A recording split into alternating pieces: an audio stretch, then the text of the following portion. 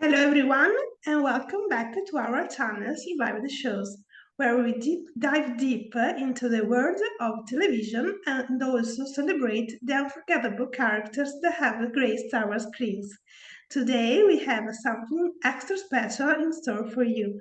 We will explore the minds of talented individuals who took on the challenge of portraying these unforgettable characters from the TV show of the first years of 2000s that defined an era. We will uncover the secrets behind their performances, the journey of a character, development, and the impact they left on our popular culture. We are joined by the star of the popular ABC TV show, Once Upon a Time. We are here tonight with our guest, Raphael Sbarge, who portrays Dr. Archie Hopper in his fairy counterpart, Jiminy Cricket, in the show. You could also may know him from many more projects. Welcome, Raphael, and thank you for being here today. Oh, thank you. Thank you for the lovely intro. And sorry that my phone rang there for a second. Yeah, yeah. And let's begin. How did you approach the challenge of portraying such an iconic character from 2000s TV series like Jiminy Cricket? Yeah. I mean, the interesting thing it was that there was a feeling of responsibility, enormous sort of sense of kind of, in a way, kind of pressure, a weight, I guess, to honor, what this character was. It was clearly a beloved character from so many movies, and I was thrilled to have an opportunity. But then, of course, then with the opportunity comes this sort of sense of oh my gosh, I hope I don't mess it up. So when I auditioned for this initially, because I met with the director and the producers, the producer writers, Adam and Eddie, who are really the brainchild of this show. We, they basically they said that, well, they want you're auditioning for the part of Jiminy Cricket, and they want to meet you, and I said, okay, well, what do they want? Do they want like a voice match, or what is it? And they said, no, just keep it real, is what they said. And there was something about that, those three words that kind of really was sort of a hallmark for, I think, how to approach it. That it was the writing is so good, and it really is so supports you as an actor. I mean, when you have good writing, it's sort of the equivalent of kind of you know being out on the seas and you've got a good boat under you. You know what I mean? It's like you're buoyant and you can sort of take waves, and it really is able to, it's seaworthy. Bad writing, you can follow that along. But the buoyancy with the writing was wonderful, and it gave us so much to hold on to. And this whole backstory that they had created, which was really this idea that he had kind of had done wrong in his life, by virtue of what had happened with his parents and everything else, and that he had therefore at some point decided and committed himself to actually doing right. And this idea that he came out of a sort of a painful backstory, which we got, in season one, and that just set up such a wonderful dynamic, as opposed to being just kind of like a, hey, I'm shucks, gee, I'm just sort of a nice, friendly person. It gave him a whole kind of a darker underbelly and a feeling for who he was, and what that kindness and or his empathy came from. It wasn't an affect. It was really something very genuinely kind of hard won.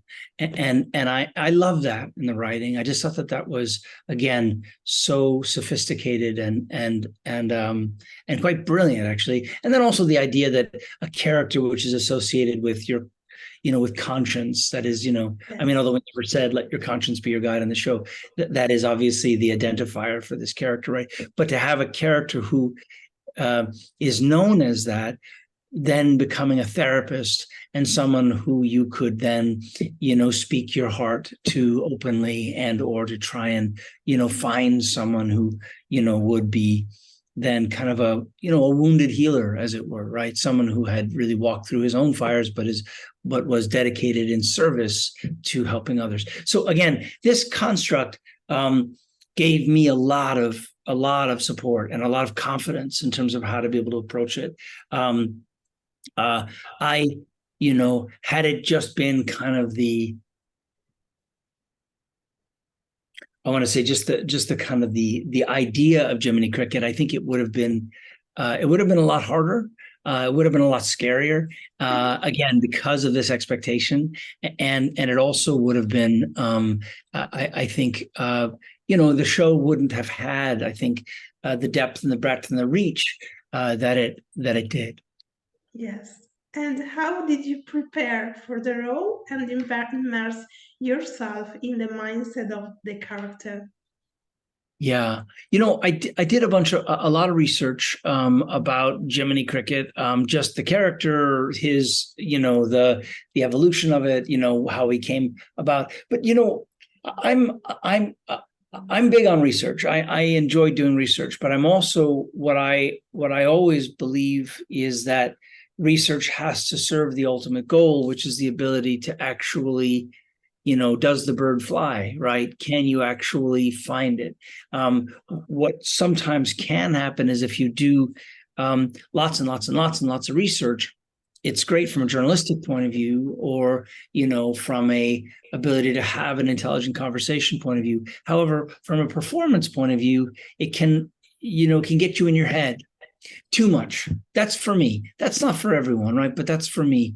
So I did enough so that I felt like I could find my way in the door. It's kind of like a keyhole. You're looking for the way in, a place where you can let your imagination kind of go. I mean, acting is, it's an imaginative art, right? I mean, you live in your head in a way, but in the best sense, you live in your imagination. You live in the kind of the feelings and the emotions and the sensory experiences of those are all, your paintbrushes, right? And so being able to figure out a way to kind of light that up so that you feel that you're present and not too worried about, oh, what about that? And what about this? And what about that? So that you can sort of feel that you, again, can, it's like a balloon kind of lifting off, just, you want to just sort of feel like you can do that. That's really what's about. So I don't know if that answers your question specifically, but the preparation mostly was for me to feel that I had my legs under me and that I knew who he was. But I go back to, again, if the writing wasn't the writing, it would never have been as successful as it was, no matter how much research you did. Great. And were there any specific moments or shows that you find particularly challenging or rewarding to perform? I mean, we did the show for 4 years, and over that, over those years, each episode is its own unique kind of mountain to climb. Some of the, and obviously I wasn't in every season, but I was, I think probably most of us felt like some of the biggest challenges were just dealing with the weather. Sometimes it's freakishly cold in Vancouver, in the winter, and it's freezing rain. And if you're shooting outside, or if we were shooting, say, in Storybrooke, as we did sometimes in, overnight. So beginning at, 7:00 at night and going all the way till dawn, it's right by the water. It's just, we're outside in these costumes, which are not coats. And we would just, be shaking basically and kind of try and, stop the shaking enough so we could do the take and then go back and bundle up, so those are some of the challenges. There was a sweet challenge that came with with Pongo, with the dog who is, Yes. his real name is Cinder, and he is or was the agility champion of Canada. Now, what does that mean? Basically, agility. If you know dogs, it's a contest where they basically have like kind of an obstacle course where the dog has to basically kind Yes. of do a timed. So they train these animals with weighted belts, right? So that when on the day of the competition they take the weighted belt off and they're just a rocket, right? Because they're building muscle. And so Cinder loved his trainer, loved her, and he was a sweet dog. He would jump up and put his arms and then lick your like hug you and then lick your face and he you know but he really was very connected to her. So I would hold him on his leash, and they would yell cut, and he would no cut, and so he would at that moment then pull because he wanted to get back to her, and I if I didn't let go, I'd have a sore neck. So basically, I learned very quickly to, when they yelled cut, to drop the leash so he could run back to her. And she would, give him good job, good job, good job, and give him a treat, and then, bring him back. So that was something I had to learn the hard way. Yeah. And did you draw inspiration from real life individuals or other fictional characters to shape your portrayal? You know,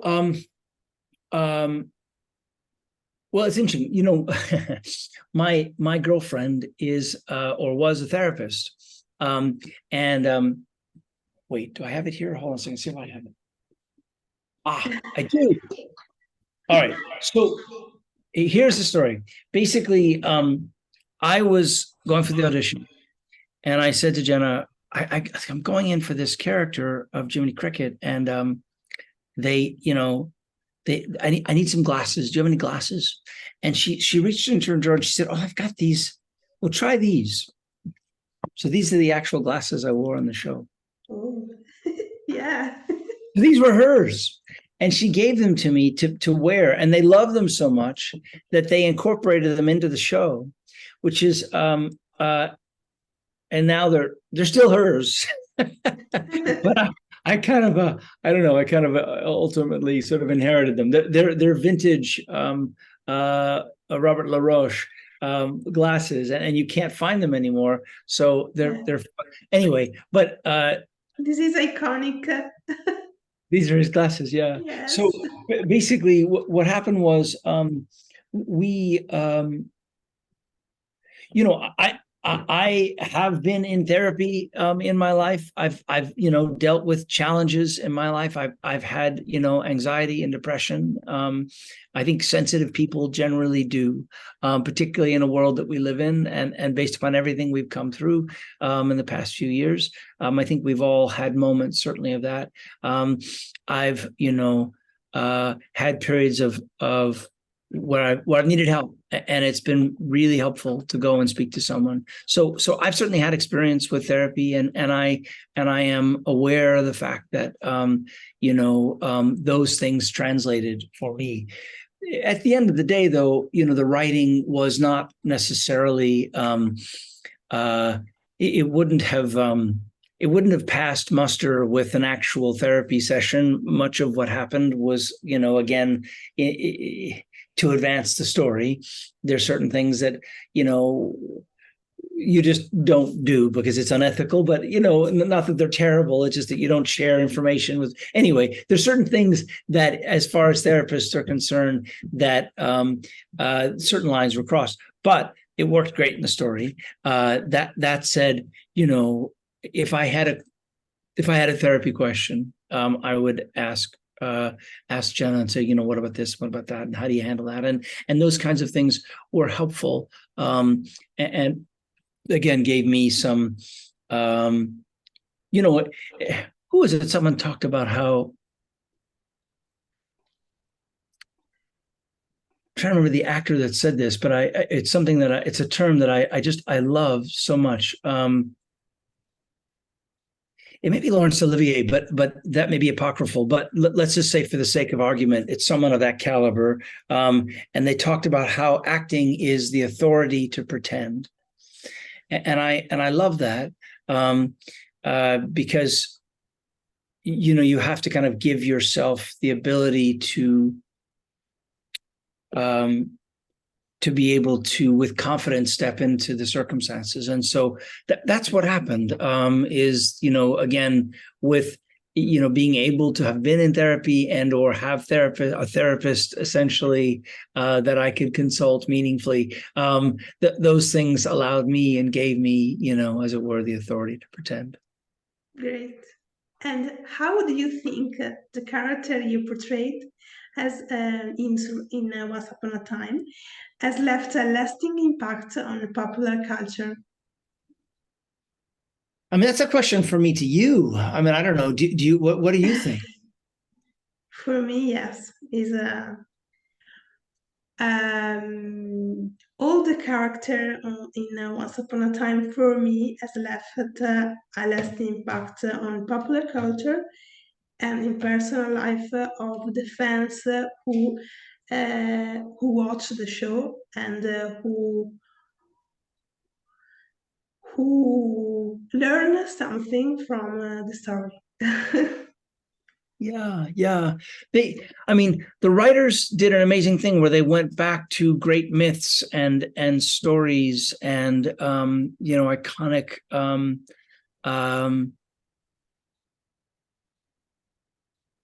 characters that have basically are are a part of kind of the human experience in a way. I mean, it's interesting because a lot of content gets created in America, and it doesn't travel, right? I mean, and that's the term, which is where they refer to is that, well, it plays well in the United States, but it doesn't play well in Italy or in France or in Germany, because of their ability, I think, in this case, not just because of it being Disney, but the characters that they really explored were had such roots in stories that really spoke to so many different cultures. That's why we have gotten response in China, and we've gotten response in Japan, and I mean, in so many, I can't name all the countries, in Australia and Germany and France, and and on and on and on, and Poland, and there's been such an outpouring of people connecting with these characters, people connecting with the stories, and that's really I mean, yes, they're wonderful actors who they cast, and I'm so grateful to be a small part of that. But I am, painfully, deeply aware of the fact that the writing is really the vision of this, and it's the writing that really gave us the kind of the amplification into, I think, again, so many different cultures, and then touch people's hearts, as great stories do. They give you the hero's journey. They take you somewhere. They allow you to, really kind of think about problems in your life and or reimagine solutions and or, give us, inform us. This is going back to early Odysseus, and the Greeks. I mean, these stories held information in them to live life better, and to face challenges, and that's what great stories do. And that's again, I think, what's the best of Once Upon a Time did that. Yes. And can you share any memorable fan encounters or experiences related to your character?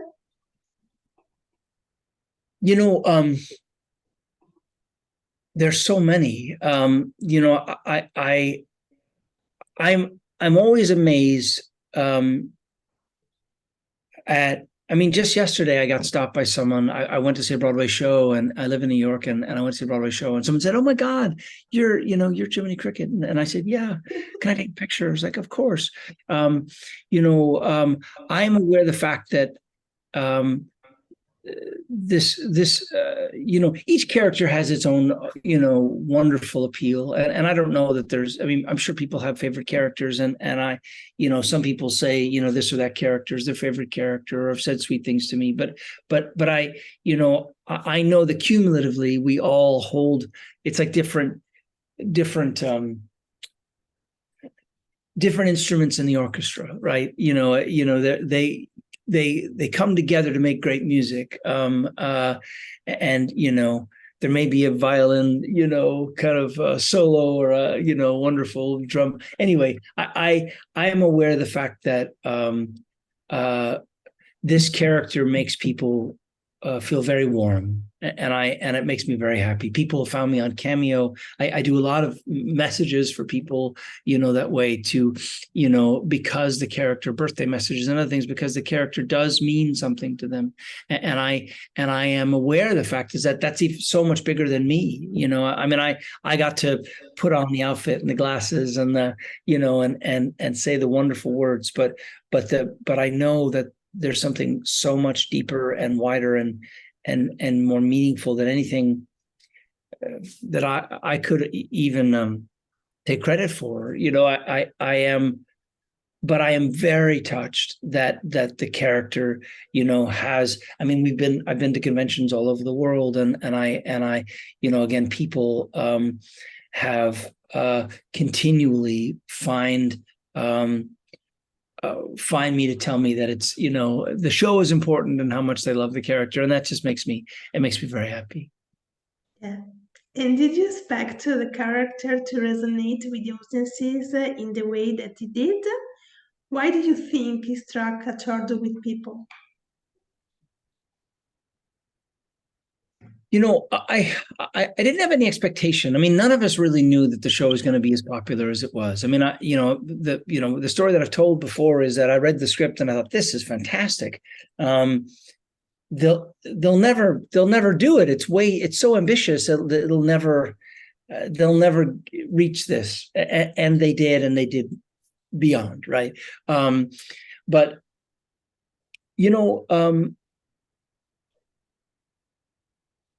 there's something about Jiminy Cricket that they were able to capture, which really was about kindness. And to me, this is my opinion, right? And no one said this to me. This is just my opinion. And I do believe, above and beyond everything else that we do in the world, kindness is one of the more important and powerful things. It's funny, sometimes you walk down the street, like I walk down the street in New York, and someone can just smile at you. Someone just walking by, just smile, and that smile can just make your whole day. You may not ever talk to them again. You may never, it may just be like really, literally an anonymous encounter of just someone smiling without any, anything else, but just an acknowledgement and someone connecting with you. And, that's a form of kindness. And that kindness, I think, is truly, at the heart of what I think this character was. And it's something that I believe in. It's something that I feel strongly about. I do think that kindness is important, and that and so and I try. I'm not always successful. I have my moments, and I'm human, and I certainly have made my share of mistakes in life. But I am committed to trying to do the right thing. Personally, I am committed to trying to be kind and extend kindnesses to people, and I believe that I believe that resonates. I think that's kind of what people connect to, and that's Yeah. a wonderful thing. Yeah. And how has the character affected your own career and the opportunities that have come your way? Yeah, I mean the show was a giant success, right? Yeah. I mean, we are talking about it now. How many years ago? I mean, it's got. I don't even know how many years ago it ended. But 5 years. 5 years. Okay. So I wasn't in the last season, but the show, of course, continued on. I was there in the 6 years ago, in season 6. And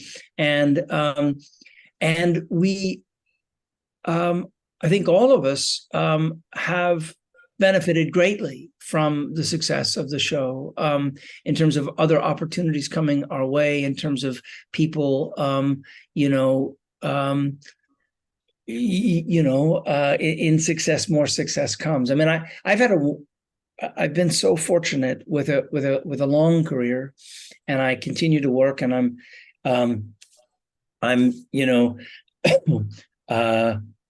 have done a lot of work since then. And I'm, not all of it, kind, sweet, lovely fellows. Some of them, not such nice characters, but they're interesting characters. I've worked on stage, I work on film, and I've done video games, and all the different opportunities to work are, again, there's not a day that I'm not profoundly grateful for the opportunities that I have.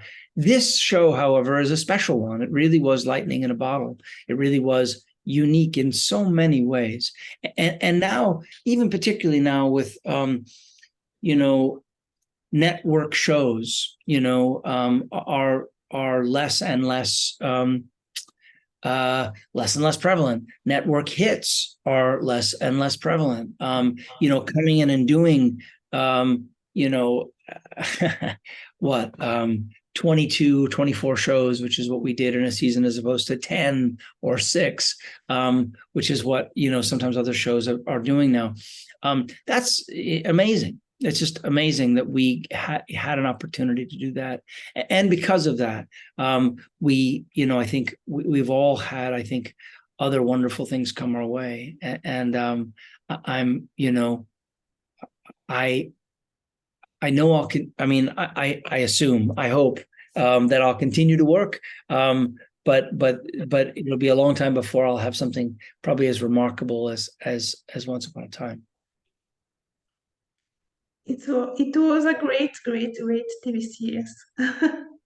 Yeah, it really was. And what message or legacy do you hope the character leave behind for future generation of viewers?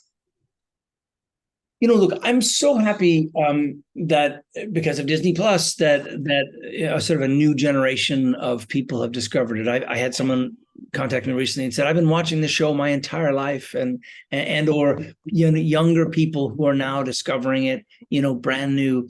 I love that both men and women love this show, that it had a wonderful cross section of an audience. I also have been told so many times, particularly when we were airing, sort of, not all at once, but basically, once a week, that the entire family would gather together and watch the show. Grandma would love it because she knew all the characters from the Disney movies. The 5 or 6-year-old loved it if they weren't too scared by some of the scary parts, because it was all so new and fun. And then, the teenagers, the 20-year-olds, the 30-year-olds, the 40-year-olds, everyone in between it was something for everyone. And in the fractionalized kind of programming that we have now, where so much is really designed for niche audiences, and everyone's watching their own show on their own device in some room. This had an amazing kind of a quality of being able to kind of be like gathering by a fire, where the stories were told, and that's such a wonderful thing. I'm aware of the fact that we are social animals, and we do thrive in community, and yes, streaming has been wonderful and certainly has helped get us through 3 very difficult years. But any opportunity to be able to sort of gather together and watch this, mothers and daughters, or fathers and daughters, or fathers and sons who've told me, like, this is our show, we watch this together. That makes me so happy, really, just like, God, what an astounding thing that they accomplished, and that the show really has an audience that isn't just about, a singular person watching it. I mean, yes, of course, it works on that level too. But it makes me particularly happy when it's like, hey, son or daughter, let's watch this together. Let's start at the beginning and watch it through, because it's smart enough, and yet has enough other stuff so that it works on both levels. And again, that's just that's a really remarkable thing. Yeah, it's great. And throwing back to the origins of your career, how did the passion for acting come about in your life? I was a four when I started. My mother was a theatrical costume designer. She worked on Broadway, and I grew up around it. My dad was a playwright. They both met at Yale. They're both creative, very interesting, creative people. But I happened to be living on the Lower East Side when a show called Sesame Street became popular, and and I was on that, and then I did my first play at 7, and then I did more plays at Yale as a child when I was 10, 11, and 12, and then I decided to be an actor at 13, and did my first Broadway show at 16, and did my first big movie, Risky Business, at 18.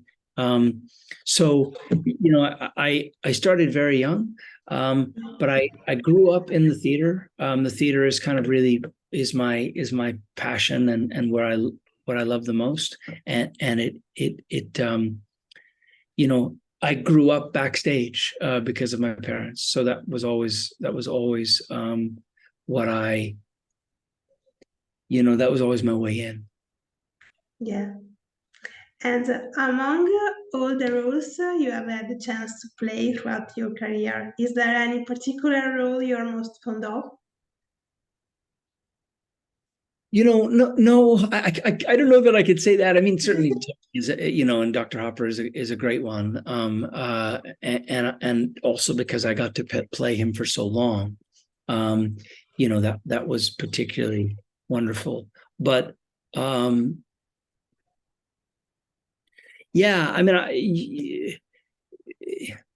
I'm just so happy that I've been able to play many different parts. I mean, this is a wildly different, universe, but I just finished playing the pastor in a new version of The Exorcist, which is going to be out on Friday the 13th in October, and it's the 50th anniversary for this very big movie, and Ellen Burstyn and Leslie Odom Jr. and Dowd, and wonderful actors are in it. I love the character. I love the character, and it's not, it couldn't be more different than what we did with Once Upon a Time. But when you have time with a character, you do fall in love with that point of view and with the writing, and you kind of you get connected to them. There was another series I did called The Guardian. I did that for a long time, and I love that character. There was another series called Murder 101, and that was another character. So I was thinking of all the different names.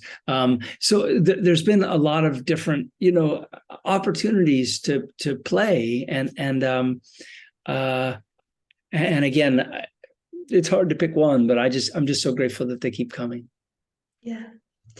And the last question, what can you tease about your next projects?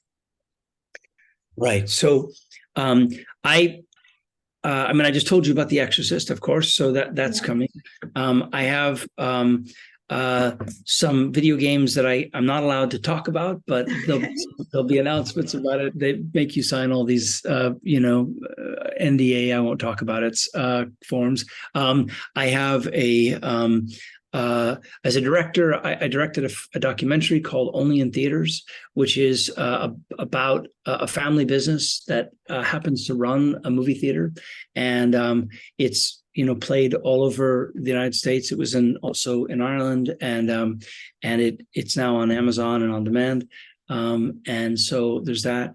And I have there was another docuseries that I directed and produced for PBS, which is on, I believe it's on, I believe it's also on their YouTube channel, but it's called 10 Days in Watts. But it's on pbs.org as well, which is like BBC, or, I'm not sure what the Italian equivalent is for BBC. What is that for? Do you have a BBC type network in Italy? Like the channel, the principal channel. Yeah, or Right. one that's like the BBC, I guess, or the one that's like, I yeah, don't think there is BBC in Italy, right. I didn't know if there was but an Italian version of it, or yeah. Rai Uno is the channel of state for us. Very good, very good. Okay. Very good. Okay. So I've done some directing things as well, and those things have sort of kept me very busy, which I've really enjoyed. And right now, the writers are on strike, and the actors are not working at the moment because we're heavily trying to figure out next steps. AI is a complicated subject, and I think many of us are concerned that it will be used to basically replace a lot of creative people who have made this their life's work. So I think we're trying to sort of find guardrails for that. So anyway, at the moment, there's not much going on. I'm going to be doing an off-Broadway play in New York City, and I'm going to Los Angeles tomorrow for another screening of Only in Theaters, and then for the 40th anniversary of Risky Business. Okay. With the cast that's going to be on July 12th for anyone who's in Los Angeles, and that's with Rebecca De Mornay, and Curtis Armstrong and Bronson Pinchot and the director and the producer. So anyway, we're doing that, and those are the things that I'm sort of focusing on at the moment, and hoping that the strike gets resolved positively soon, so we can all get back to work. Yes. Yes. Yeah. Thank you, Raphael, for joining us today, sharing your experience with us, and for your time. Yes, my pleasure. Thank you for your interest, and I love the Once Upon a Time family. So I'm happy to do this and connect with all of us who love the show so much. Thank you. Hope you are enjoying our trip in the fairy tale world of Once Upon a Time, and thank you for watching. Bye. Bye. Thank you. Thank you.